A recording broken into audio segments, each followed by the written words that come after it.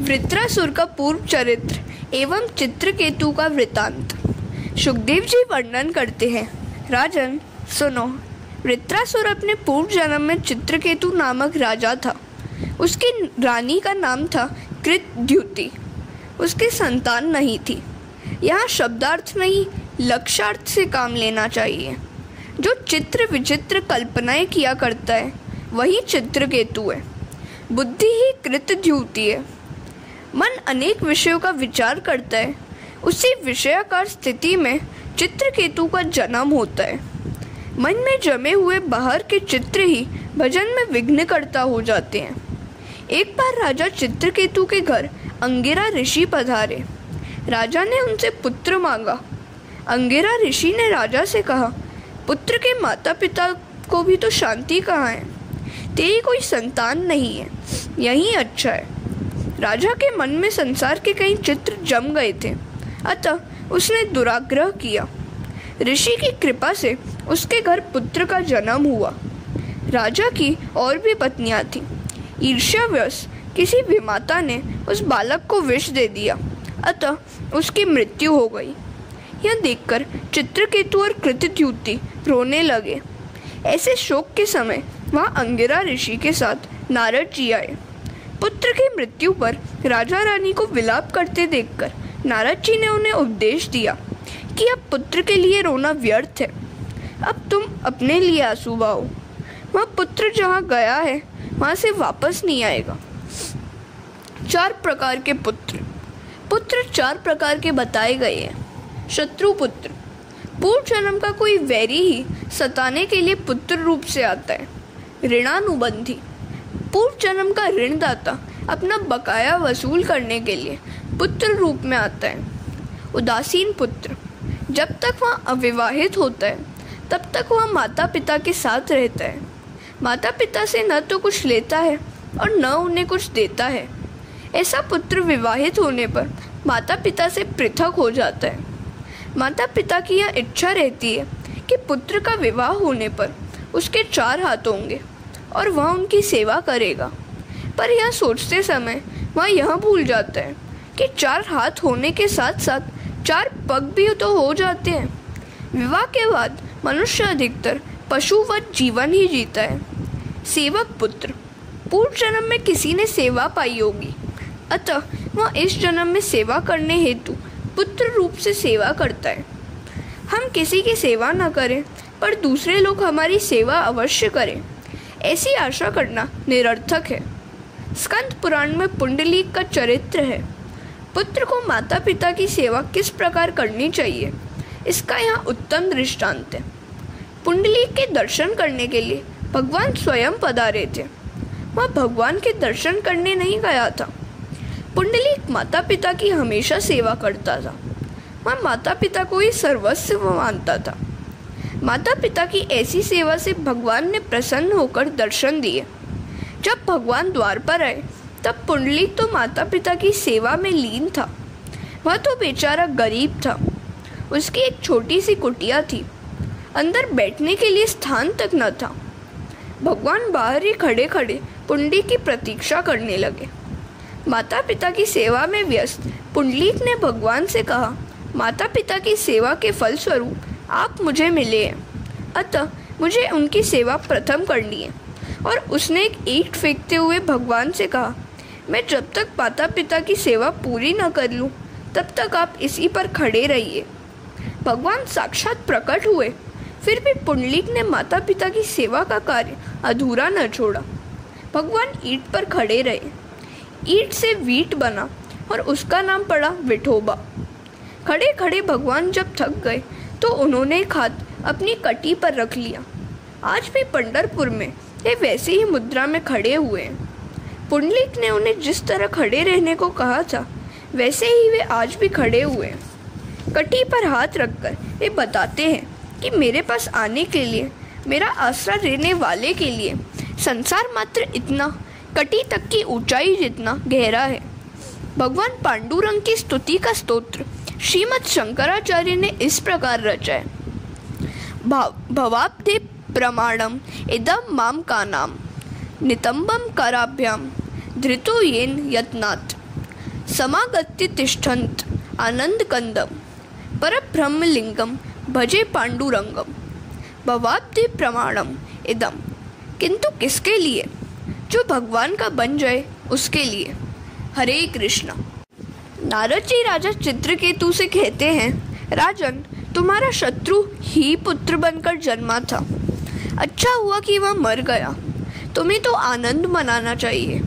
घर, धन, पत्नी, विविध ऐश्वर्य, शब्दादि विषय, राज्य, समृद्धि, सेवक, मित्रजन, रिश्तेदार आदि सभी शोक, मोह, भय और दुख के दाता है।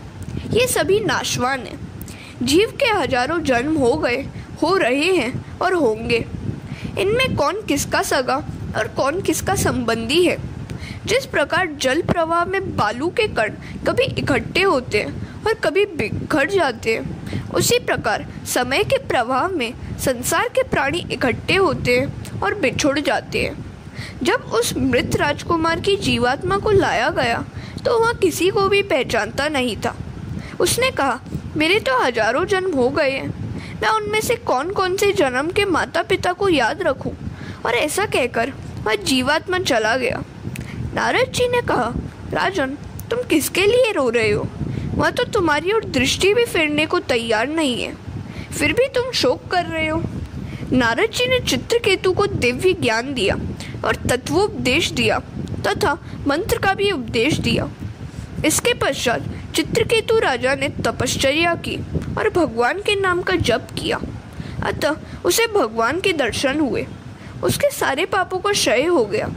वह महाज्ञानी और महासिद्ध हो गया और भगवान ने उसे पार्षद बना लिया। एक दिन चित्रकेतु आकाश में विहार कर रहा था।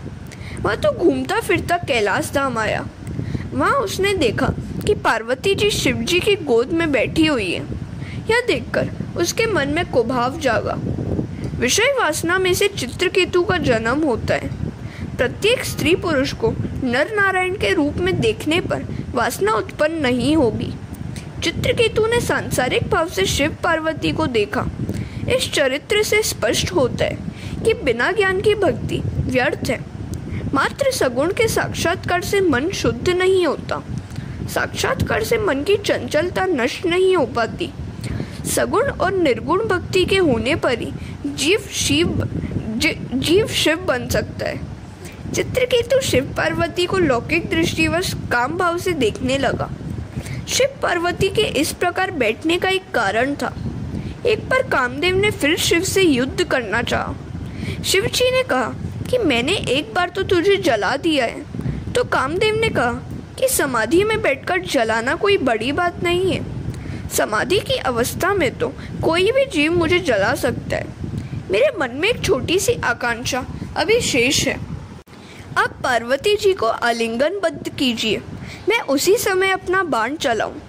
यदि आप उस समय भी निर्विकार रह पाए तो मैं मान जाऊंगा कि आप महादेव हैं। शिव जी तैयार हो गए। पार्वती को आलिंगनबद्ध करके वे अर्धनारीश्वर नटेश्वर बन गए। काम ने उन्हें विचलित करने की पूरी कोशिश की, किंतु उसे सफलता न मिली। शंकर निर्विकार ही रहे। कामदेव ने अपनी पराजय स्वीकार कर ली और शिवजी की शरण में आ गया। चित्रकेतु इन सारी बातों से अनजान था। अतः वह शिवजी की निंदा करते हुए बोला, भरी सभा में ये अपनी पत्नी को आलिंगन में लेकर गोद में बिठाकर बैठे हैं। इन्हें कोई लाज भी नहीं आती है क्या? शिव पार्वती तो निर्विकारी थे, किंतु उन्हें देखने वालों की आंखों में विकार था। किसी को लौकिक भाव से देखोगे तो मन में विकार उत्पन्न होगा और विकृत चित्र मन में उभरेंगे। इस प्रकार लौकिक भाव से देखने के कारण चित्रकेतु का पतन हुआ। उसकी निंदा से शिवजी को तो कुछ बुरा न लगा। जिसके सिर पर ज्ञान गंगा हो उसे निंदा रस प्रभावित नहीं कर सकता, किंतु पार्वती के लिए यह बात असह्य थी। उन्होंने चित्रकेतु को शाप दिया, उद्यत तेरा अब असुर योनि में जन्म होगा। चित्रकेतु पार्वती माता से क्षमा याचना करने लगा तो देवी ने कहा, दूसरे जन्म में तुझे अनन्य भक्ति प्राप्त होगी और तेरा उद्धार होगा। पार्वती के शाप के कारण चित्रकेतु का वृत्रासुर के रूप में जन्म हुआ।